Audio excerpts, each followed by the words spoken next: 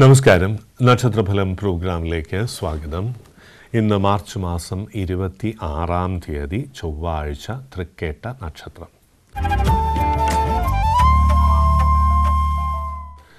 ചൊവ്വാഴ്ച പിറന്നാൾ വരുന്നതുകൊണ്ട് പ്രായമായവർ ആരോഗ്യകാര്യങ്ങളിൽ ഒന്ന് ശ്രദ്ധിക്കണം. ഡ്രൈവിങ്ങും റൈഡിങ്ങും ഒന്ന് ശ്രദ്ധിക്കണം, അത്രയേ ഉള്ളൂ. ഇനി രാശിഫലം. ആദ്യമായി മേടം രാശി. അശ്വതി, ഭരണി, കാർത്തിക ആദ്യത്തെ കാൽഭാഗം. റിയൽ എസ്റ്റേറ്റ് ഏജൻസിന്, ചെറിയ കച്ചവടമൊക്കെ നടത്തുന്നവർക്ക്, അതായത് ഈ ഏജൻസി ബിസിനസ്സൊക്കെ നടത്തുന്നവർക്ക് നേട്ടങ്ങൾ വരുന്ന ഒരു ദിവസമാണെന്ന് പ്രത്യേകിച്ചറിയാം. ഇടവം രാശി. കാർത്തിക അവസാനത്തെ മുക്കാൽ ഭാഗം, രോഹിണി, മകയിരം ആദ്യത്തെ പകുതി ഭാഗം. വിവാഹാലോചനകൾ വരുവാൻ ഭാഗ്യമുള്ളൊരു ദിവസമാണ്. എന്നാൽ വിവാഹ നിശ്ചയമൊക്കെ മറ്റൊരവസരത്തിലേക്ക് മാറ്റിവെക്കുന്നതായിരിക്കും നല്ലത്. ബിസിനസ് പ്രോജക്ട്സ് ഒക്കെ വരുമെങ്കിലും അതിൻ്റെ തീരുമാനവും അടുത്ത ദിവസത്തിലേക്കോ മറ്റൊരു ദിവസത്തിലേക്കോ മാറ്റിവെക്കുന്നത് ഏറെ നല്ലതാണ് എന്ന് കാണുന്നു. സാമ്പത്തിക നേട്ടം കാണുന്നുണ്ട്. ഇതിനോടൊപ്പം അധിക പണച്ചെലവും വരാം. മിഥുനം രാശി. മകയിരം അവസാനത്തെ പകുതി ഭാഗം, തിരുവാതിര, പുണർദം ആദ്യത്തെ മുക്കാൽ ഭാഗം.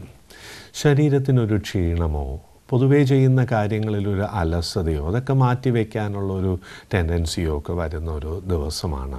ഊർജ്ജസ്വലതയോടുകൂടി മുന്നോട്ട് പോകേണ്ട ഒരു ദിവസമാണെന്ന് പ്രത്യേകിച്ചറിയുക. കർക്കിടകം രാശി. പുണർദം അവസാനത്തെ കാൽഭാഗം, പൂയം, ആയില്യം. പ്രണയിക്കുവാനോ വിവാഹകാര്യങ്ങളിൽ തീരുമാനമാകുവാനോ ഭാഗ്യമുള്ള ഒരു ദിവസമാണ്. കലാ സാഹിത്യ രംഗങ്ങളിൽ പ്രവർത്തിക്കുന്നവർക്കും TV സിനിമാ രംഗങ്ങളിൽ പ്രവർത്തിക്കുന്നവർക്കും പുതിയ അവസരങ്ങൾ, പണം, പ്രശസ്തി ഇവ വരുവാനുള്ള ഭാഗ്യമുണ്ട്. ചിങ്ങം രാശി. മകം, പൂരം, ഉത്രമാദ്യത്തെ കാൽഭാഗം. വിദ്യാർത്ഥികൾക്ക് പൊതുവെ കാര്യങ്ങളിൽ അല്പമൊരു താല്പര്യം കുറയുന്ന ഒരു ദിവസമാണെന്ന് പ്രത്യേകിച്ചറിയുക. വിനോദം കഴിയുന്നതും കുറയ്ക്കുക. കൂട്ടുകെട്ട് കൊണ്ട് പ്രയാസങ്ങൾ സൂചനയിലുള്ളതുകൊണ്ട് അതും കഴിയുന്നതും കുറയ്ക്കുന്നതായിരിക്കും നല്ലത്. കന്നിരാശി. ഉത്തരം അവസാനത്തെ മുക്കാൽ ഭാഗം, അത്തം, ചിത്തിര ആദ്യത്തെ പകുതി ഭാഗം. ആരോഗ്യകാര്യങ്ങളിലൊന്ന് ശ്രദ്ധിച്ചുകൊള്ളുക, പ്രത്യേകിച്ച് പ്രായമായവർ. രാത്രിയൊക്കെ ദൂരയാത്ര ഒഴിവാക്കുന്നതായിരിക്കും ഏറെ നല്ലത്. തുലാം രാശി. ചിത്തിര അവസാനത്തെ പകുതി ഭാഗം, ചോതി, വിശാഖം ആദ്യത്തെ മുക്കാൽ ഭാഗം. റിയൽ എസ്റ്റേറ്റ് ഏജൻസിനൊക്കെ നേട്ടങ്ങൾ വരുന്ന ഒരു ദിവസമാണ്. അതുകൊണ്ട് തന്നെ ആഡംബരങ്ങൾക്കായി പണം ചെലവാക്കുവാനുള്ള സാധ്യതയും ഏറെയാണ് എന്നുള്ള കാര്യം അറിഞ്ഞിരിക്കുക. വൃശ്ചികം രാശി. വിശാഖം അവസാനത്തെ കാൽഭാഗം, അനിഴം, തൃക്കേട്ട.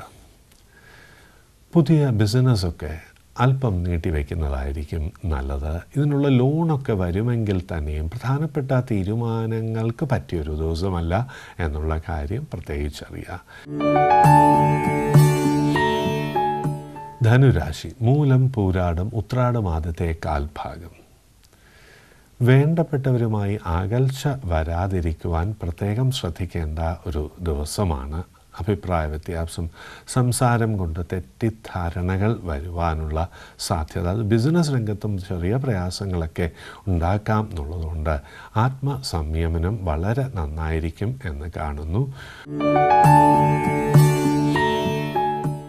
മകരം രാശി. ഉത്രാടം അവസാനത്തെ മുക്കാൽ ഭാഗം, തിരുവോണം, അവിട്ടം ആദ്യത്തെ പകുതി ഭാഗം.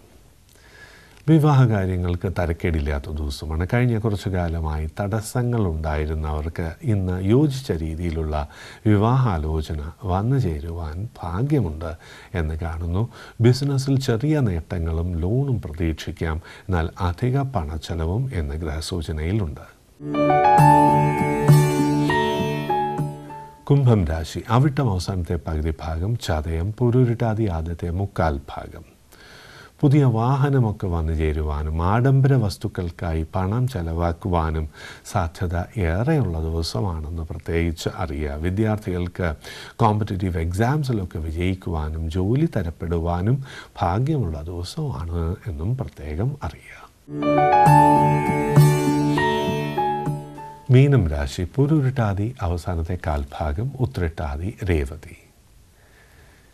വിവാഹാലോചന വരുവാനും അതിൻ്റെ നിശ്ചയത്തിനും സാധ്യതയൊക്കെയുള്ള ഒരു ദിവസമാണ്.